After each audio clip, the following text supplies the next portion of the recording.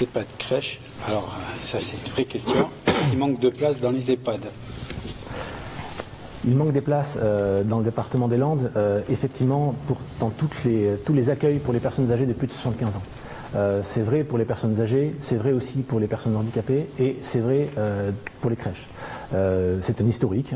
Nous avons donné des chiffres qui sont incontestables sur les plus de 75 ans en nombre d'EHPAD, de résidences autonomie, de logements foyers, d'habitat inclusif ou d'accueil de jour. Nous sommes parmi les derniers départements en nombre de places par habitant de plus de 75 ans. C'est issu de choix qui ont été faits auparavant sur lesquels on ne peut pas revenir. Maintenant la question c'est de le rattraper. Comment est-ce qu'on arrive à aider les communes, à aider les communautés de communes, les CIAS, à créer, alors des EHPAD on ne pourra plus en créer parce que ce n'est pas possible, mais à créer au sein des EHPAD des places d'unité Alzheimer et d'arriver à offrir aux citoyens et aux gens un parcours de vie. On est tous confrontés dans nos familles, dans nos amis, à des personnes qui ont un niveau de dépendance tel qu'ils ne peuvent malheureusement plus rester à domicile. Alors bien sûr il faut tout faire pour favoriser le maintien à domicile, mais une fois que ce n'est plus possible, il faut offrir le choix et un parcours de vie. Et pour ça c'est vrai qu'on manque de solutions.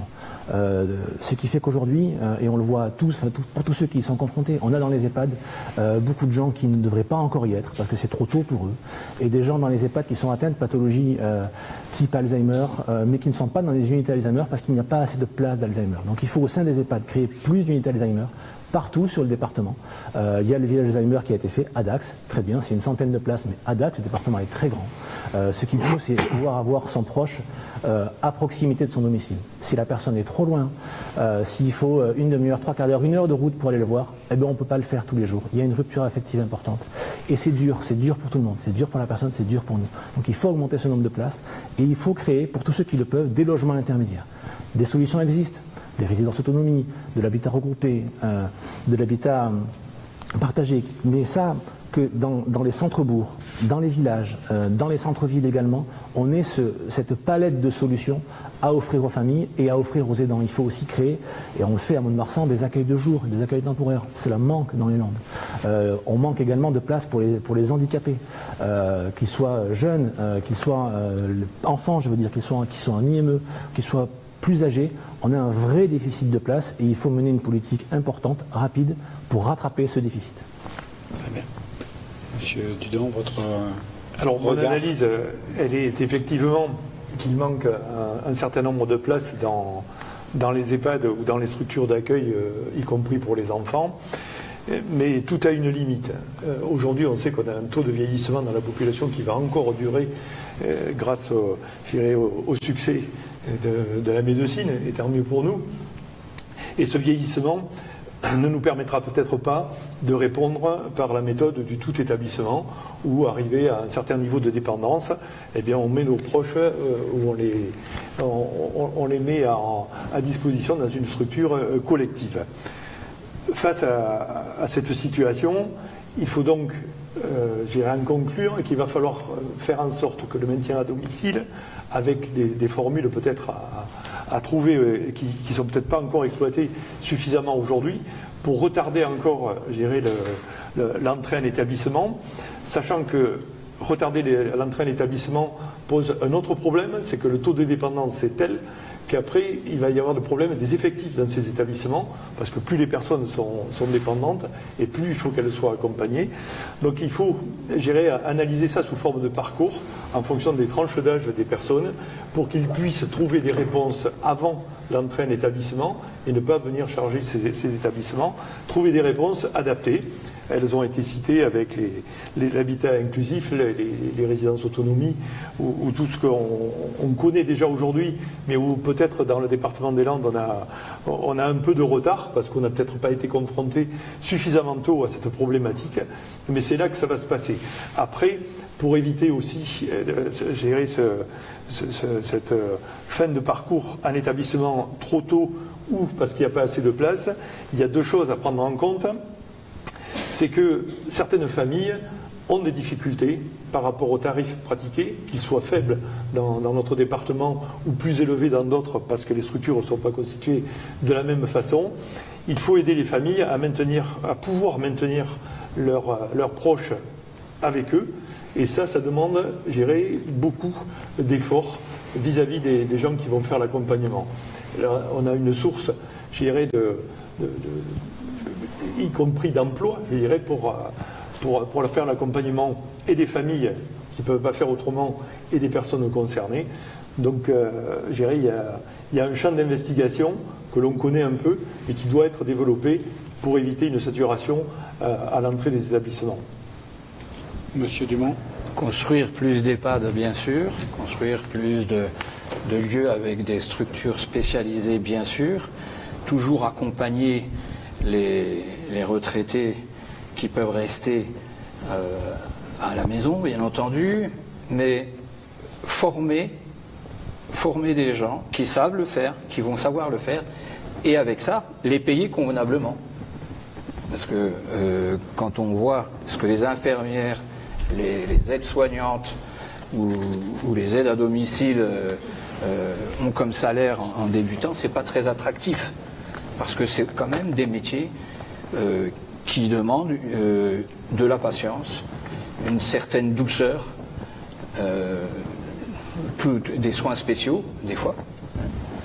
Donc, vous savez, commencer sa journée en faisant la toilette des gens, c'est pas très agréable pour la personne qui l'a fait, mais elle a choisi, c'est son métier, d'accord, mais il faut la payer. Il faut aussi la payer. Mettre de l'argent pour les EHPAD, d'accord. Essayer de retarder cette arrivée en EHPAD, d'accord. La garder le plus près possible et le plus longtemps possible avec ses parents, bien sûr, mais il faut aussi payer les gens qui s'en occupent. Le défi du vieillissement dans les 20 années qui viennent, c'est vraiment un des défis majeurs auxquels notre société est confrontée. Il faut savoir que le nombre de personnes de plus de 75 ans dans les 20 ans qui viennent vont doubler. Donc c'est un véritable souci. Et je ne peux pas laisser dire que dans les Landes, il y a un sous-équipement. Ce n'est pas vrai parce que si vous regardez les chiffres, alors moi on ne va pas faire une bataille de chiffres ce soir, mais je vous invite à regarder, c'est exactement le même niveau que dans les Pyrénées-Atlantiques. Donc c'est un ratio par les personnes de plus de 75 ans, le nombre de places en établissement. Et ce n'est pas tellement encore le sujet aujourd'hui, parce que c'est vraiment la prise en charge de la personne âgée, c'est vraiment un sujet de préoccupation. Quand on voit que le taux d'aidants par rapport au nombre de personnes à aider diminue particulièrement dans notre territoire aujourd'hui, du fait qu'on a un territoire attractif qui accueille de plus en plus de nouveaux retraités. Demain, la problématique, c'est de savoir comment aider toutes ces personnes qui vont être dépendantes. Et aujourd'hui, on rentre de plus en plus tard en EHPAD, c'est une chose, mais il va falloir qu'il y ait des lieux où les aidants puissent avoir du répit. Dire qu'il n'y a pas d'accueil des jours et d'accueil temporaire, quasiment la totalité des établissements, les 61 établissements des Landes ont de l'accueil de jour et de l'accueil temporaire. Mais dans les projets, entre autres, des Landes avec vous, c'est de créer à l'instar de ce qu'on a fait pour le village Alzheimer, créer un village pour les aidants afin d'assurer le répit qui est indispensable. Parce qu'aujourd'hui, ce que l'on voit, c'est que les aidants partent avant les aidés. Et donc, quelque part, on renforce cette difficulté. Et sur les personnes handicapées, j'étais encore en visiter un hier, c'est souvent géré par le milieu associatif. Et il y en a un à Mont-de-Marsan qui vient d'être entièrement rénové. Il y a 17 millions d'euros qui viennent d'être faits pour financer l'établissement de la DPI. J'en visitais un donc à l'ITEMIX hier, qui est géré par une association du Lot-et-Garonne. Et qui donc, c'est intéressant d'en discuter avec des gens qui viennent d'autres départements. Et ils citent le département des Landes comme exemplaire à la matière sur la prise en charge des personnes handicapées. Donc, je pense qu'il faut faire attention, il faut être assez sérieux quand on traite ces sujets et qu'on le traite certes avec des convictions. Le choix qui a été fait dans les Landes depuis longtemps est salué au niveau national parce qu'on a les établissements avec les prix de journée qui sont pas les plus bas, mais les plus raisonnables. On est en moyenne à 1 800 € par mois, là où la moyenne nationale est plutôt à 2 500 €. Et pendant la crise sanitaire, je crois qu'il y a eu suffisamment de reportages qui ont été faits sur un certain nombre d'établissements en France, où on a vu la difficulté de la prise en charge des personnes âgées. Ce qu'il faut renforcer dans ces établissements, c'est les taux d'encadrement, et c'est ce qu'on s'est attaché à faire. On a contribué à créer 180 emplois ces 2 dernières années pour améliorer le taux d'encadrement. Alors qu'au niveau national, le taux d'encadrement est à 0,6. Il est dans les Landes, à la fin de l'année 2021, il sera 0,8. Ça veut dire 0,8 personnes pour s'occuper d'une personne âgée. Et l'objectif, je pense, à atteindre, c'est celui qu'il y a dans le village Alzheimer, où c'est une personne soignante pour une personne accompagnée. C'est quand même quelque chose vraiment d'indispensable, et c'est parce que demain, ce sera des personnes de plus en plus dépendantes. Alors après, il y a bien sûr les parcours, et on a lancé quand même un appel à projet pour les résidences autonomie. Il y a 500 places en résidence autonomie qui vont être créées au plus près des services, parce que dans le parcours résidentiel des personnes âgées, il y a le domicile, il y a la résidence autonomie, et il y a après éventuellement l'EHPAD, mais aujourd'hui c'est vraiment le dernier recours. Très bien. Alors je crois que M. Hara, vous voulez intervenir, donc on va demander à ce que vous soyez et on va partir sur votre minute. Allez-y. Merci, je ne sais pas si je prendrai la minute. Monsieur Fortinon, les chiffres que je donne, excusez-moi, j'essaie d'être sérieux toujours, ne sont pas contestables. Sur le nombre de places d'accueil pour les plus de 75 ans, on est 88e sur 95, ce n'est pas contestable, ce sont les chiffres de l'INSEE, vous savez qu'on en a déjà débattu, voilà, ça c'est une réalité.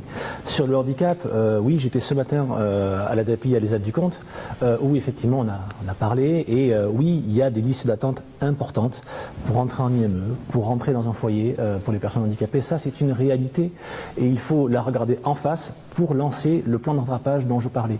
Vous avez voté, nous avons voté au conseil départemental un plan, effectivement, pour nous il arrive trop tard et il est trop faible. Il faut aller plus vite et rattraper le retard parce que vous l'avez dit, dans les 20 ans qui viennent, dans les Landes comme ailleurs, la part des personnes âgées sera beaucoup plus importante.